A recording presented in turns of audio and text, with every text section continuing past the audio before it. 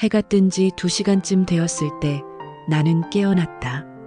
남편 옆자리는 텅 비어 있었다. 차가운 침대, 주름 잡힌 시트. 이건 어제도 그랬고 그 전날도 그랬다.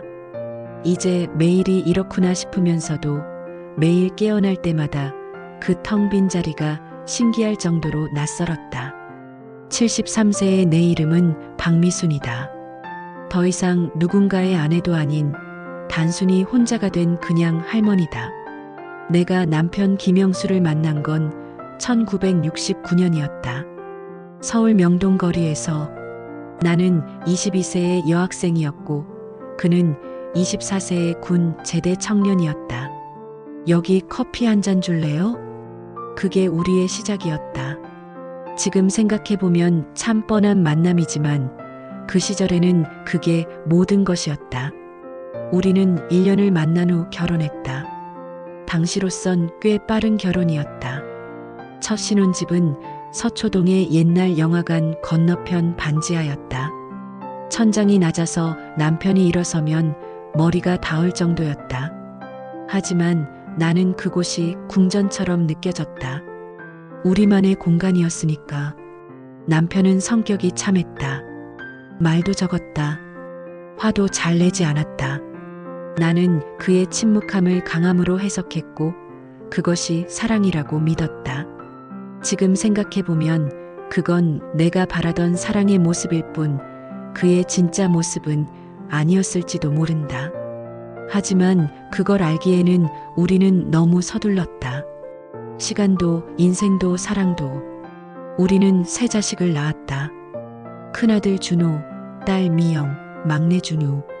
남편은 밤새 건설 현장을 다녔다. 나는 그 돈으로 아이들을 키웠다. 그걸 우리는 사랑이라고 불렀다. 엄마, 아빠가 왜 항상 안 계세요? 아이들이 물었을 때 나는 대답했다. 아빠가 우리를 위해 일하시는 거야. 그게 아빠의 사랑이야. 남편도 나를 본 것 같지 않다. 내가 얼마나 지쳤는지, 내가 누구인지. 우리는 그냥 함께 살았을 뿐이다. 하지만 세월이 흐르면서 상황은 변했다. 아이들이 커서 결혼했고 손주들이 생겼다. 건설 현장의 일도 줄어들었다. 남편은 더 이상 밤을 새울 필요가 없었다. 그제야 우리는 대화를 시작했다. 여보, 내일 뭐 할 거야? 모르지. 넌? 우리는 50년을 함께 산 후에야 일상적인 대화를 나누기 시작했다. 아마도 그것이 우리의 가장 아름다운 시간이었을 것 같다.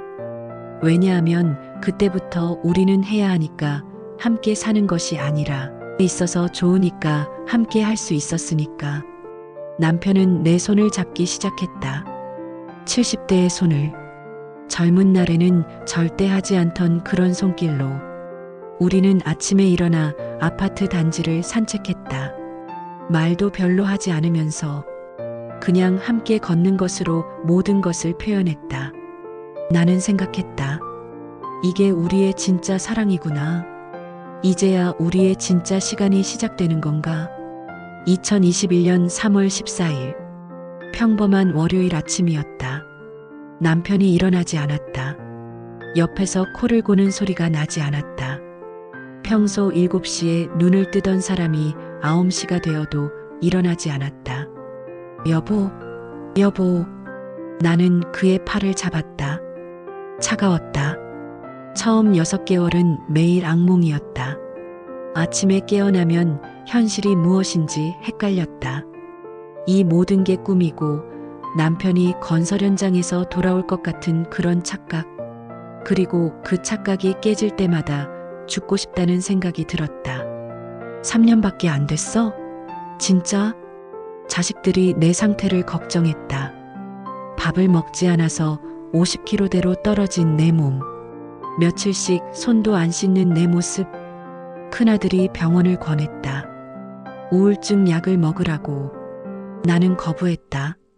약으로 이 슬픔을 없앨 수는 없다고 생각했으니까. 자식들도 처음엔 자주 왔다. 하지만 시간이 흐르면서 방문 횟수가 줄었다. 자기들도 살 게 많으니까. 큰아들은 서울에 있지만 강남에서 일하고 딸은 대전에 시집을 가서 돌아오기가 쉽지 않았다. 막내 아들도 마찬가지였다. 엄마, 자주 전화할게. 혼자 잘 있어. 처음엔 주에 3번 전화가 왔다. 나중에는 일주일에 1번. 지금은 한 달에 1번 정도다. 나는 남편이 죽고 나서 진짜 혼자가 된다는 것이 뭔지 깨달았다. 2024년 1월. 겨울이 깊었다. 난방비가 나올 때쯤이었다. 나는 관리사무소에 가서 계약을 물어봤다. 혼자가 되니까 지난해 같은 난방비가 나올 리가 없었다. 2사람이 데우던 집이 1사람이 데우는 것도 아니고 거의 아무도 안 데우는 집이 되었으니까. 관리사는 60대 후반의 아주머니였다. 나와 거의 비슷한 나이의 사람. 할머니, 요즘 어떻게 지내세요? 혼자 계시지? 네. 그 한마디가 아주머니를 움직였나 보다. 할머니, 이 아파트에 경로당이 있는 거 알고 계세요? 4층 소모임 방에서 해요. 이번 달부터 프로그램이 많아졌대요. 요가도 하고 노래도 하고. 한번 나와보세요. 아, 괜찮습니다. 저 그런데 혼자 집에만 있으면 안 돼요. 정말.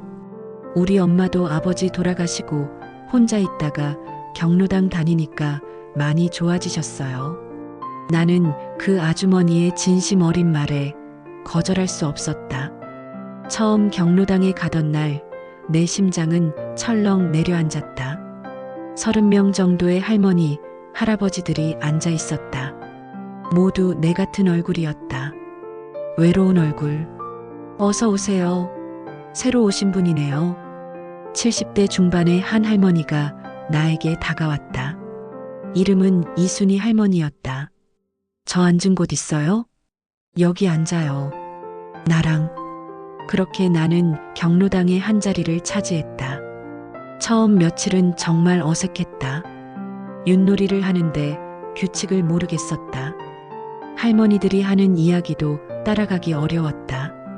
누가 누군지, 누가 누구의 아들, 딸인지, 그리고 자신들의 손주 이야기를 하는 그들의 자랑스러운 목소리가 자식들에게 무시당하는 내 처지와 비교되면서 마음이 아팠다. 하지만 사흘째 나는 변했다. 그날 경로당에 온 할머니가 나를 봤다. 그리고 물었다. 할머니, 처음 이 정도면 적응 잘하시는 거예요. 우리 옆에 계신 할머니는 3달을 왔는데도 말씀이 없으신데. 그러면서 옆에 앉아있는 할머니를 가리켰다. 70대 초반 같은 그 할머니는 아무 표정 없이 육판을 보고 있었다. 할머니, 왜 말을 안 하세요? 남편을 잃은 지 얼마 안 됐어요. 1년. 내 가슴이 철렁했다. 1년. 나도 처음 1년이 어땠는지 안다. 죽고 싶던 그 시간들. 나는 그 할머니에게 다가갔다. 할머니, 나 알아요. 그 기분. 정말 힘들지? 처음 한마디였다. 그리고 그 할머니는 눈물을 흘렸다. 누군가가 자신의 슬픔을 인정해줬기 때문이다. 그날부터 우리 둘은 함께였다. 육판 앞에서 커피를 마시면서 아무 말도 하지 않을 때도 있었지만 함께 있다는 것만으로 충분했다. 주위의 할머니들도 자연스럽게 우리를 감싸 안았다. 이 할머니가 남편 돌아가신 지 얼마 안 돼서 그래. 우리 같이 챙기자. 그렇게 나는 잃은 자들의 공동체의 일원이 되었다. 시간이 흐르면서 경로당의 일원들이 선명해졌다. 맨 앞 오른쪽에는 항상 같은 자리에 앉아있는 정임숙 할머니가 있었다. 남편이 알츠하이머병으로 돌아가신 지 8년이 되었다고 했다. 8년을 어떻게 견뎌냈어요? 견딘 게 아니라 사라진 거지. 뭐? 그 말이 나를 위로했다. 견뎌야 한다는 생각이 아니라 그냥 하루하루를 살다 보니 이 정도가 됐다는 말이 훨씬 나았다. 윤옥화 할머니는 남편과 이혼하셨다고 했다. 60대에. 그리고 혼자 남은 지가 벌써 15년이라고. 할머니, 이혼하신 거 후회 안 하세요? 후회? 오히려 자유로웠어. 그 사람 없으니까. 아, 나 이상한 할머니지? 아니에요. 그게 솔직한 것 같아요. 솔직함이 뭐 하는 건데? 우리 나이에. 하지만 그 할머니의 눈은 웃고 있었다. 이미지 할머니는 중풍으로 남편을 요양원에 모셨다고 했다. 그리고 매일 다녀온다고 했다. 할머니, 힘들지 않으세요? 힘들지. 그래도 남편이야. 그분을 돌봐야지. 그 할머니는 경로당에서 가장 바빴다. 오후에 잠깐 왔다가 요양원에 가신다고 했다. 하지만 그 바쁜 와중에도 나에게 밥은 먹고 다니냐며 반찬을 싸주셨다. 그리고 나, 당신 이름이 뭐예요? 박미순. 박미순 할머니는 남편을 우리가 챙기는데 아이들 얘기는 안 하시네요. 괜찮아요. 우리도 많아. 자식들한테 버려진 것 같은 느낌. 처음엔 낯설었던 이 진솔함이 시간이 지나면서 나를 살렸다. 누군가가 나를 박미순 할머니라고 부르는 것. 누군가가 나의 슬픔을 묻는 것. 누군가가 나의 슬픔을 자신의 것으로 받아주는 것. 그것들이 모여서 내가 다시 누군가가 되게 해줬다. 몇 달이 지나자 나에게 변화가 생겼다. 처음엔 내가 변했다는 걸 눈치 못했다. 하지만 자식들이 지적했다. 엄마가 밝아졌어. 큰아들이 전화하며 말했다. 뭐 좋은 일 있어? 아, 경로당에 다니는데 할머니들이 좋더라고. 그냥 있어만 해도 기분이 좋아. 전화 너머에서 큰아들이 웃었다. 그 웃음이 좋았다. 내 변화는 작은 것부터 시작됐다. 아침에 눈을 떴을 때 이제 그 공허함이 모두를 덮지 않았다. 왜냐하면 오늘 경로당에 가면 순이 할머니가 있을 거고 임숙 할머니가 있을 거고 옥화 할머니가 있을 거니까. 밥도 먹게 됐다. 혼자 먹는 밥이 아니라 경로당에서 함께 먹는 밥이었다. 그리고 누군가 옆에서 더 먹어 남아도 되라고 하는 말이 있으니까. 옷도 빨래했다. 나가야 할 곳이 있으니까. 화장도 했다. 누군가를 만나야 하니까. 2024년 6월 경로당의 담당 선생님이 우리에게 제안했다. 할머니들, 혹시 봉사활동 하고 싶으신 분 없으세요? 처음엔 아무도 손을 들지 않았다. 우리는 받는 쪽이라고 생각했으니까. 주는 쪽이 될 수 있다는 생각을 못했다. 하지만 내가 손을 들었다. 뭐 하는 거예요? 복지관에서 반찬을 만들어서 혼자 사시는 어르신들한테 나눠드리는 거예요. 혼자 사시는 어르신들.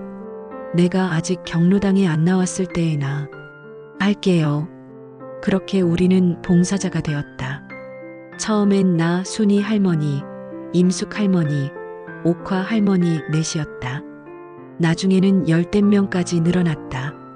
매주 수요일이 되면 우리는 복지관으로 갔다. 그리고 손으로 반찬을 만들었다. 콩나물을 무치고 오이를 소금에 절이고 미역을 데쳐서 양념을 했다. 이 반찬이 누가 받아서 이렇게 까다롭게 먹겠지. 모르지. 하지만 누군가는 이걸 기다리고 있을 거야. 우리는 그렇게 반찬을 담았다. 하나하나 정성 들여서. 그리고 오후에는 함께 그 반찬을 나르러 다녔다. 혼자 사시는 어르신들의 집으로. 할머니, 여기 왔어요. 반찬 드리러. 오셨어? 문을 열고 나오시는 어르신들의 얼굴이 밝아지는 것을 봤다. 반찬 때문이 아니었다. 누군가가 자신을 찾아왔다는 사실 때문이었다. 한 분은 눈물까지 흘리셨다. 고마워요. 정말 누군가가 저를 기억해 주는구나 싶어서. 그 말을 들을 때 나는 깨달았다. 아, 내가 필요한 사람이 있구나. 2024년 10월 우리 5명이 제주에 갔다. 나 순이 할머니, 임숙 할머니, 옥화 할머니, 그리고 새로 경로당에 나온 은영 할머니. 이건 내 인생에서 처음 있는 여행이었다. 남편과는 평생 나중에라고만 했다. 나중에 돈이 모이면, 나중에 시간이 나면, 나중에. 그렇게 평생을 나중에로 미뤘다. 그 나중에가 이제 올 리가 없다는 걸 깨달으면서도 나는 비행기에 탔다. 할머니들 가봐요. 비행기 창밖으로 보이는 하늘. 나는 남편이 생각났다. 여보 봐요. 하늘이. 그리고 옆에 앉은 순이 할머니가 아무도 말하지 않았는데 내 손을 잡았다. 제주는 이상하게 아름다웠다. 우리는 해변에 갔다. 신발을 벗고 모래 위를 걸었다. 72, 75, 76, 78, 80세의 5명의 할머니가. 우리 정말 여기 왔네. 정말이야. 누군가 웃음을 터뜨렸고 우리도 따라 웃었다. 오래전부터 하지 않던 배 아픈 웃음. 바다에서 우리는 사진을 찍었다. 누가 찍어달라고 한 것도 아닌데 지나가던 젊은 관광객이 자청해서 우리의 사진을 찍어줬다. 그 사진에는 5명의 할머니의 밝은 얼굴이 담겼다. 손을 맞잡은, 웃고 있는 그 사진을 보면서 나는 생각했다. 내 인생이 아직 끝나지 않았구나. 2025년 현재. 나는 매일 아침 5시에 일어난다. 경로당 준비 때문에. 화요일은 반찬 봉사 준비 날이다. 오늘 뭐 할까? 시금치 나물하고 계란말이 하자. 우리는 함께 준비한다. 손은 늙었지만 움직임은 빠르다. 수십 년 살아온 요리의 손길이. 수요일은 반찬을 나눠드리는 날이다. 목요일은 요가를 한다.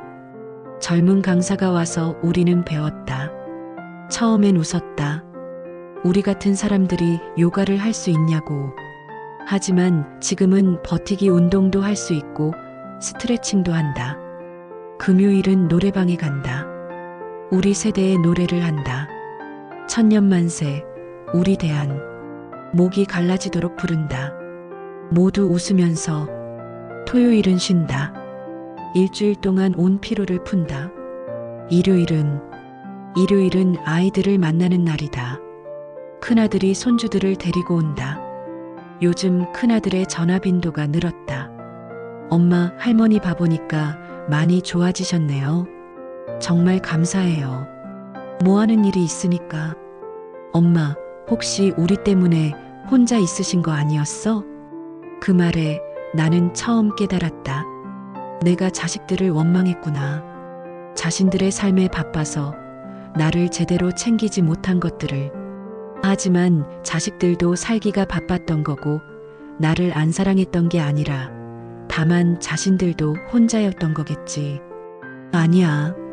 그런 거 아니고 엄마가 이 친구들 덕분에 정신을 차린 거야. 감사하는 것도 넌데. 큰아들이 눈물을 지었다. 지난주 새로 경로당에 나온 할머니가 나에게 물었다. 할머니, 이 경로당에 오고 싶지 않은 날도 있어요? 나는 생각해봤다. 모르겠어. 생각해본 적 없는데? 저는 남편을 잃고 나니 매일이 같은 날처럼 느껴져요. 같은 집에서 같은 밥을 먹고 같은 벽을 보고 내가 그 할머니의 손을 잡았다. 할머니, 이제 경로당에 다니니까 달라질 거야. 시간이 조금만 필요해. 정말이요? 정말이야. 내가 증명이지. 오늘 아침도 좋았다. 눈을 떴을 때 나는 그 공허함을 느끼지 않았다. 대신 남편을 생각했다. 여보 봐요. 할머니가 이제 행복해. 그리고 나는 일어났다. 화장하고 옷 입고 밖으로 나갔다. 경로당 가는 길. 가을 하늘이 파랬다. 정말로. 순이 할머니가 이미 있었다. 미순이 왔네. 빨리 와. 왜? 뭐해? 오늘 뉴스에 우리 봉사 얘기 나온대. 한번 봐봐. TV 화면에는 우리들의 모습이 있었다. 반찬을 만드는 우리, 혼자 사시는 어르신께 반찬을 전해드리는 우리, 웃고 있는 우리. 나레이션이 흘렀다. 나이가 들어도 우리는 혼자가 아닙니다. 누군가를 도울 수 있고 누군가에게 필요할 수 있습니다. 나는 눈물이 났다. 그리고 순이 할머니가 나를 안았다. 혹시 이 글을 읽는 할머니, 할아버지 중에 혼자라고 느끼는 분이 있을까? 혼자가 되는 건 정말 두렵습니다. 나도 알아요. 55년을 함께한 사람이 없어졌을 때 그 무너지는 느낌. 세상이 회색으로 변하는 느낌. 하지만 나는 말하고 싶어요. 혼자가 아닙니다. 당신이 혼자라고 느끼는 바로 그 마음으로 누군가는 당신을 필요로 하고 있어요. 혼자라고 느끼는 당신의 바로 옆에 같은 마음으로 누군가가 앉아 있어요. 당신이 용기를 내서 나가면 그 문 밖에는 당신을 기다리고 있는 누군가가 있어요. 나는 그 누군가들을 찾았습니다. 경로당에서. 경로당 문을 열어보세요. 거기엔 당신과 같은 슬픔을 가진 사람들이 있고 그들은 당신의 손을 잡기 위해 기다리고 있어요. 당신의 슬픔은 끝이 아니라 새로운 시작의 신호음이에요. 그 신호음을 들었을 때, 나갔을 때 세상이 달라집니다. 나는 증명합니다. 73세의 박미순이 증명합니다. 할머니의 새로운 아침은 계속됩니다.